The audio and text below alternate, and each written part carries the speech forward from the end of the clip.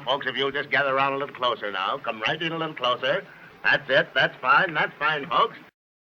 Don't call it a comeback! So there will be no rematch for a variety of reasons, says Dan Raphael. Spence still recouping from the cataract surgery. Haven't heard a viable explanation how the fight took place in July last year, and it took until January of this year to get the surgery. I don't believe he had cataract surgery. I think that's the best they could come up with to get out of the rematch. Like Spence was saying, he had issues with the cataract before the Crawford fight, but he still went into the biggest fight of his life with cataract damage. I don't believe it. They take eye tests. They take all types of medicals and tests before they go in the ring. I don't believe it. They also tried to say Crawford insisting the rematch take place at 147 was him not wanting to smoke, and if it took place at 154, it would make all the difference and Spence would be a new man. Then Dan brought up that the PBC probably wouldn't be able to pay them the purses that they got back in July. I don't remember a rematch clause taking a beating like that. The rematch clause took an absolute beating, a worse beating than Errol Spence. They're talking about Crawford potentially fighting Canelo in September. Rumor has it that Canelo might squeeze in a Jamal Charlo defense in between that. They're asking who does Spence fight if he doesn't fight Crawford again, who can make him the kind of money he would have got for fighting Crawford. Well, if they want to continue with him being a pay-per-view fighter, it has to be a relatively risky fight. And I just don't think he's ready for that. Is Errol Spence done? Is it stick or fork in him time? I'm all up for the Crawford-Canelo fight. I'm Team Crawford, but can he pull it off? I just don't know! Where the big money is, there are always monopolies in certain sections of that industry. It is what it is, yeah? I heard Clifton Mitchell talking. He's a boxing trainer, former British heavyweight title challenger, and he made a joke about the British Boxing Board of Control basically making the promoter's license so expensive that it's out of potential people who might consider promoting. It's out of their reach.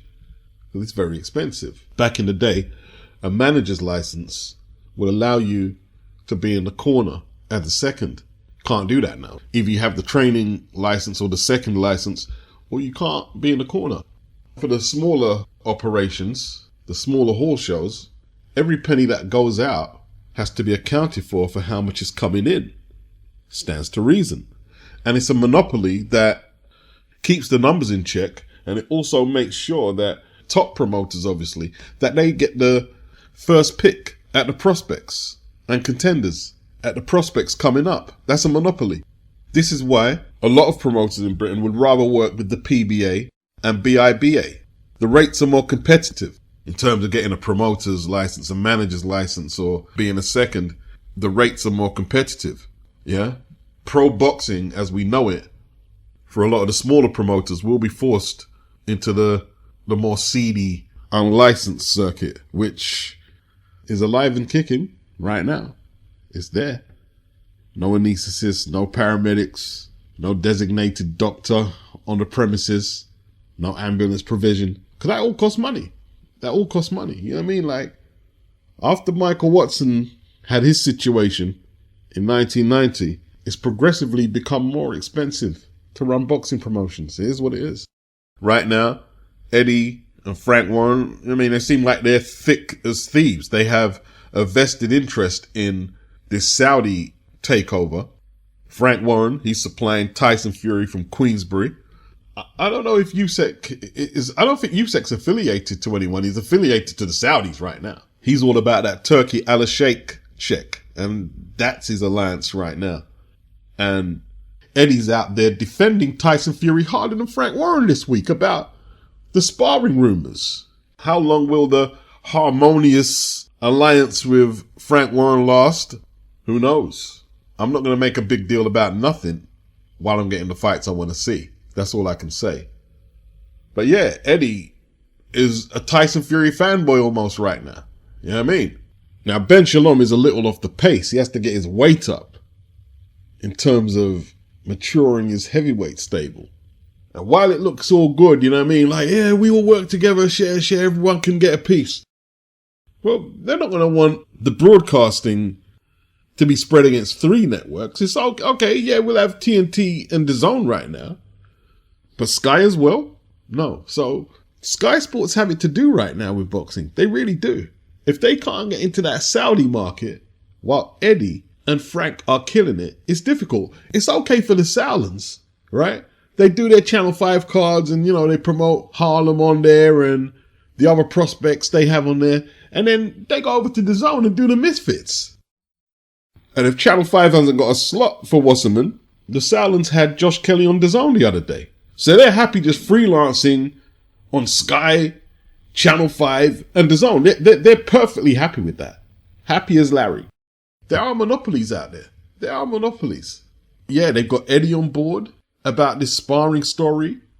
Jayo Pataya, Tasman Fighters.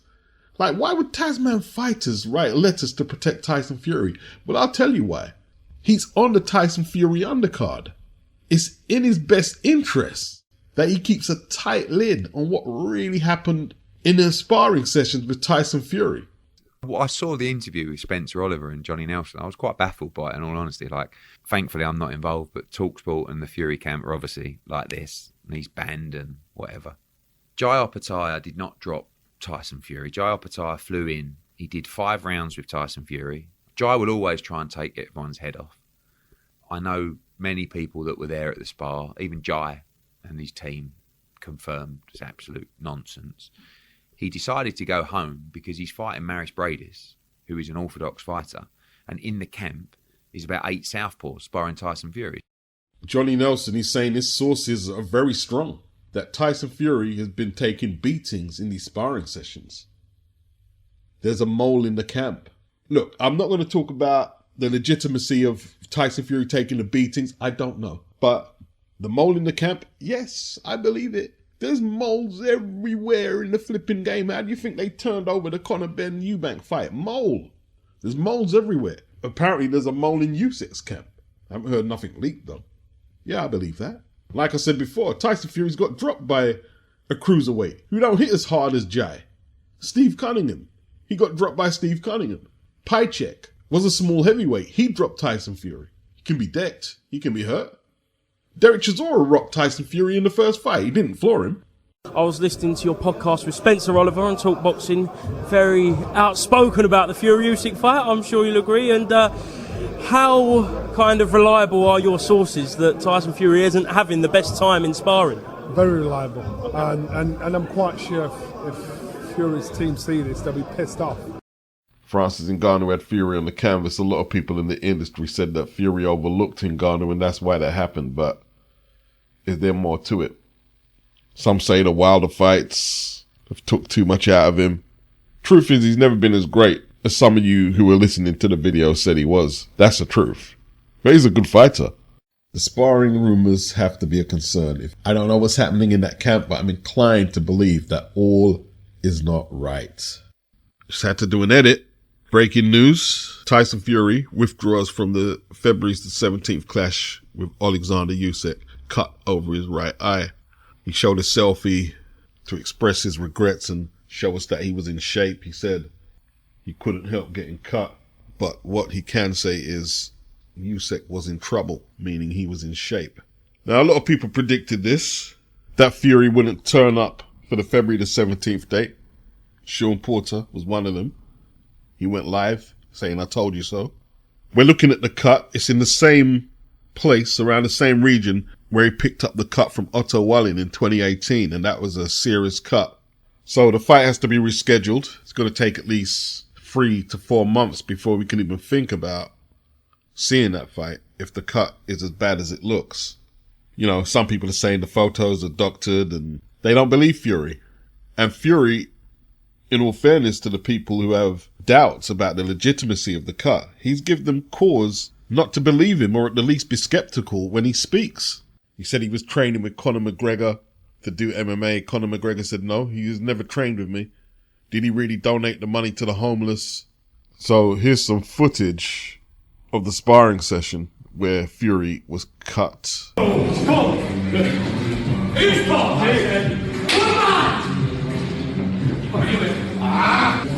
Good shit, good.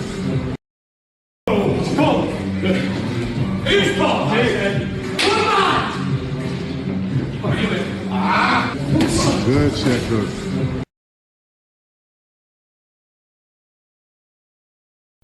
Big up bass the kid.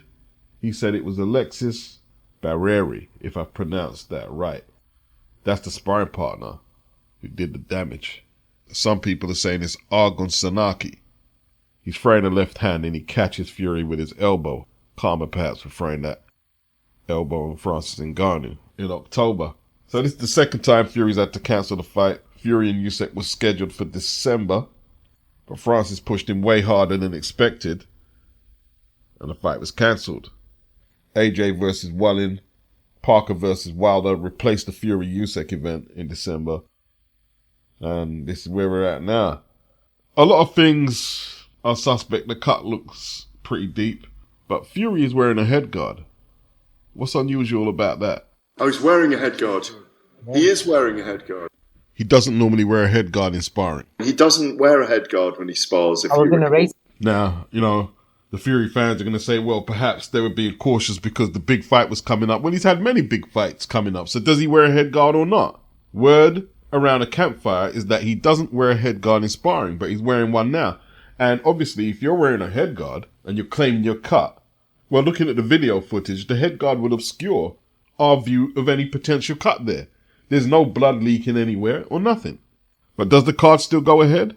Let's not forget, Eddie was saying that Kakase challenging Joe Cordina for that IBF Super Featherweight title, that hadn't been confirmed. They were still negotiating it. There's only a couple of weeks to go. Jai versus Bradis, has that been confirmed? Well, we don't believe you. You need more people. I don't think Usyk is going to fight a short notice replacement. I don't see that happening. No doubt he'll have plenty of willing takers, but I don't see that happening. Perhaps Parker and Zhang will be elevated to main event status. That's a possibility. Cordina versus Kakase. Chief support. Could imagine Frank Warren and Eddie Hearn are scrambling all over the place, although Eddie's in America right now. There's not much he can do. Frank probably tearing his hair out. Aegis Clemus. He wasn't too pleased. When he brought the news to Usyk, Usyk just smiled. That's all he did. The card has been scrapped, apparently. It's been scrapped. Aegis Clemus, he said on the fight being postponed, Fury is a fucking coward who will do anything not to face Usyk. And he asked his bitch to hit him with a frying pan in his brow. You can quote me word for word for that at Ring Magazine. Ouch. It's a bit strong, isn't it?